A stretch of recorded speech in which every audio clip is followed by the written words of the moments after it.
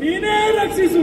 ದುರುಳನಾದ ಶೂರಪದ್ಮನು ನನ್ನ ಸತಿಯಾದ ಶಚಿಯನ್ನ ಬಯಸಿದ್ದಾನೆ. ಪ್ರಭು, ಜಯಂತನನ್ನು ಶೂರಪದ್ಮನ ಸುತನಾಗಿರುವಂತಹ ಪಾಲುಗೋಪ ಸೆರೆ ಹಿಡಿದಿದ್ದಾನೆ. ರಕ್ಷಿಸು, ರಕ್ಷಿಸು. ದೇವೇಂದ್ರ, ನಿನಗೆ ಬಂದಂತಹ ಕಷ್ಟದ ದಿನಗಳನ್ನು ನಾನೂ ದೂರೀಕರಿಸುತ್ತೇನೆ. ಮಗನೇ ಕಾರ್ತಿಕೇಯ,